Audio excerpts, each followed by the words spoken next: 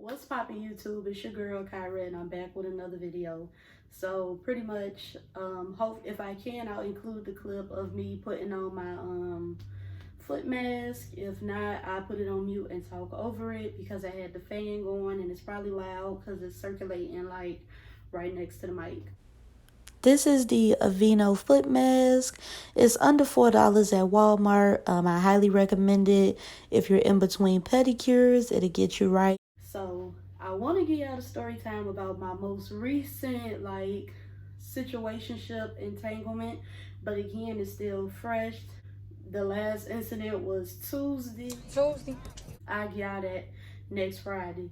So the next best story will be one of the most embarrassing entanglements I've ever been in. So pretty much I was on this dating app called Hinged, and I was dealing with, we'll call him Rafiki. That's the best name I could come with. I was trying to not like Rafiki so much. This is back in like January.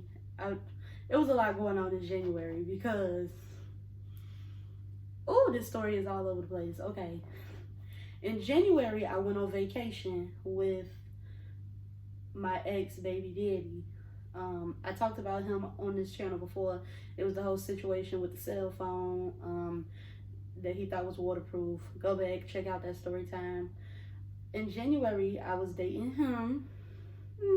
I use dating very loosely. I was dealing with him. We went on a vacation. It ended terrible. I'll give y'all that story time as well. And we just ended up calling it quits because I couldn't take another second of dealing with him, for real. I was dealing with Rafiki for about 1.5 years. So, like, before I was pregnant, while I was pregnant, after my miscarriage, because I obviously don't have a child. After my miscarriage, I was still dealing with the Rafiki on and off. You know, it was an entanglement. So I was dealing with him. And once I called it quits with baby daddy, I was like overly obsessed with Rafiki. So I was like, for me to like take it back a notch, because he was liking me too, but it went downhill fast. I decided to go on Hinge and start talking to this dude. So I was talking to this dude. We'll call him Gum because that's the moral of the story. We'll call him Doublemint. So I was talking to Doublemint Gum. It was going well. I was really liking him. He was sweet. I had just got a Polaroid camera. I was thirsty to take a Polaroid picture with somebody, so I made him take me on a date to the movies. So we went to the movies, took a Polaroid picture. It was like we was going crazy. Like, he fell in love and all. And this is like within 1.5 month time frame. So we start doing the do. It was terrible. Like, it was terrible. I thought that he like had to be a virgin, but he had a daughter. So he clearly couldn't have been a virgin. So, and his daughter looked just like him. I'll say that because baby daddy thought he had a daughter, but he didn't. But he still claimed that child is his. Neither here nor there. But this was his daughter, so he wasn't a virgin. But I'm like, if you're not a virgin, I have to be the second person you've ever slept with because you are god awful. So that was that. So as he was coming over, you know, we was chilling, Netflix and chilling or whatever. I always give him a glass of wine. And he had bad breath. So he always had some gum. This nigga spent the night. Oh, it was so awkward. It was so awkward. But this was after we had been dealing with each other for a month by the time he spent the night. So he spent the night and he left. I'm working because I'm working from home. And nope, I don't think I was working from home then. No, yes, I was. So this was March because we started talking in February, not January. So we started talking in February, and then by the end of March, we was already working from home due to the pandemic. So I was working from home, and as I'm cleaning up, I'm a procrastinator, so I didn't clean up like early in the morning. I had cleaned up like after work. So I'm cleaning up, and I see a big ass wad of gum on my nightstand. So I'm like, I know this nigga ain't put no gum on my nightstand. So I'm talking to my homegirls like, bro, this is crazy. Homeboy really left some gum on my nightstand. So they like, no, that's crazy. He's so gross. This is terrible. And I'm like, yeah, this is terrible. So me being the asshole that I am, I took a picture of the gum and I sent it to him while he was at work. So he probably at work smiling like, oh my God, my baby texted me. Let me see what she saying. Because we was texting. I don't know why. Y'all ever feel like it's just something in y'all eye? I feel like something in my fucking eye. But anyways, we was texting nice normal all day, and then I found a gum, so I texted him like, bitch, you left some gum on the side of my table, boy, you gross as a bitch, woo woo woo, blah blah blah, so he was like, oh, you're blowing it out of proportion, it's just gum, it was an accident. And I'm like, bitch, this wasn't no accident. Like, bitch, you put gum on your mama table? Is you fucking serious? This is just the beginning. So we've had so many awkward encounters, including like, we had so many awkward encounters. If y'all want to know about more awkward encounters, comment down below and we can get into that tea. So I wasn't liking him no more, and I wasn't talking to Rafiki. So, but I was still liking Rafiki. Rafiki was watching my stories every day. I was watching his stories every day. We pretty much were stalking each other, like, on the low. I was stalking him. I don't know what he was doing. He probably just was being normal on Instagram, but I was lurking hard, heavy, subliminals, and all of that. So, I almost said his real name. Doublemint knew about Rafiki, and Doublemint was like a really nice guy. Rafiki is like what I would consider a hood dude or whatever. And Doublemint was falling in love or whatever, but I was like still obsessing over Rafiki.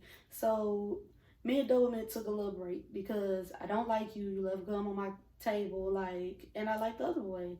So I just was using you so I would like him a little bit less so that he wouldn't call me crazy again. Yeah, called me crazy, it was crazy, so I'm talking, that's probably my wash machine because I got to put another load in. So push come to shove, Doublemint come back over for another Netflix and chill. When I tell you, it was the worst I've ever had. It was the worst that I have ever had.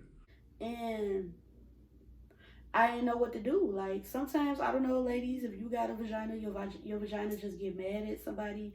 My shit was mad at him, like, mad at him. So my shit was like, nah, son, we can't do this. So he didn't even leave. Like, I guess he wanted to stay, and I wanted him to leave. Like, so I'm pissed. We couldn't even do it. Then he tried to do it again in the morning. It still ain't work. So I'm like, ooh, I'm never going to talk to him again.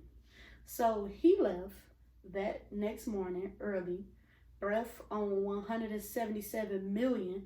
I tried to give him a toothbrush. He wouldn't take it. So I'm like, you wildin', folks. Whatever. So he leave. I didn't tell y'all this nigga smell like this nigga smell like mothballs sometimes, but it wasn't all the time. It was like sometimes. So I don't know. He told me that he stayed with his mom. Well, he said he had his own apartment and his mama was sick. His mama was fucking sick because she worked at the airport. Bitch, how you sick and you work at the airport? Motherfuckers got to stick and move at the airport, you know? So he talked about he had to move back in with his mama because she was sick. I'm like, you're a fucking liar. Whatever. So I guess he had like some old clothes and they smell like mothballs, but it wasn't all the time, because if it was all the time, honestly, I would have never slept with him, because mothballs is the worst smell you could ever smell in your entire life. With his old stinking ass over here just stank. So I'm like, ooh, I hate him. I'm about to clean down my house, bleach everything down, wash the sheets. I'm putting apple cider vinegar. I had to Google how you get the smell of mothballs away. Like, I was at work, like, please, somebody smell me. Do I smell like mothballs after I've been around him? And they was like, no. So at this point, the shit was stuck in my nose. Like, I was finna order a nose trimmer because I could not take it no more. Baby, I'm washing everything in apple cider vinegar, like, cleaning everything in her counters, bleach, everything. Because he ain't coming back at this point. He ain't coming back. So I'm in my motherfucking bathroom cabinet. Under the fucking cabinet is a piece of fucking gum. A piece of fucking gum. Not like no, let me pop this gum in here. Ooh, you know, gum still tastes good, it's sweet. No, like old ass, chewed up ass, tooth print ass gum. Gum. Under my shit. So I'm like, bitch, you can't be serious. This nigga was dead ass serious. I wish I still had the text messages. I actually literally just deleted them on Monday because I had such an attitude about Rafiki. I was like changing my whole life around. So, the fucking gun was there. So I wrote him like, I ain't never met nobody so stupid in my motherfucking life. I can't believe you got guns.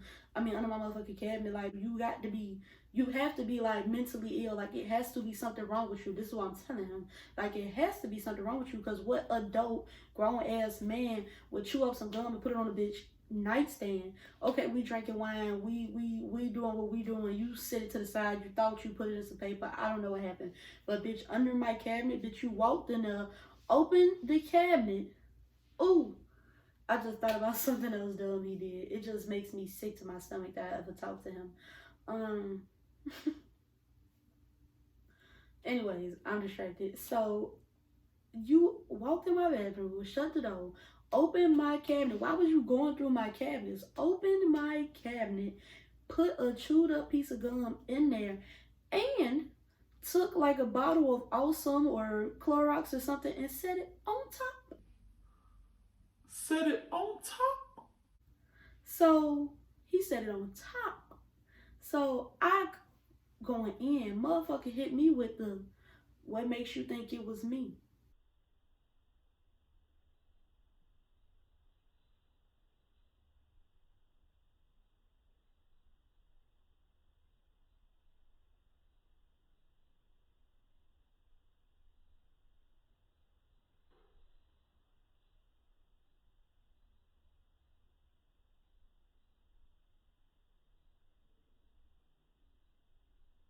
I know I ain't put no gum under my shit.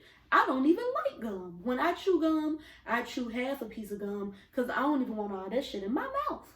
So I know I ain't do it. I know I ain't fucking do it. So I'm like, you fucking crazy. And I know Rafiki ain't do it. We going at it do all day.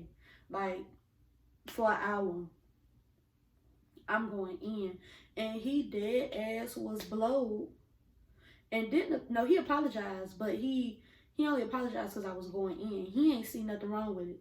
So that's it on that story.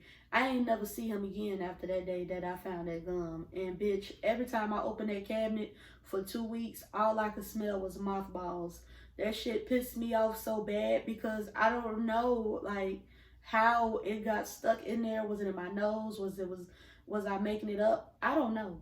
So I had to bleach that bitch down with apple cider vinegar all every day till the smell was gone. It's not in there anymore, but it was terrible.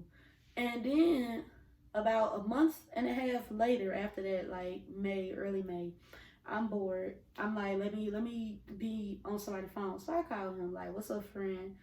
He finally apologized, and he told me out his mouth, I didn't think that anything was wrong with it. Yes, you did, because you lied about it initially.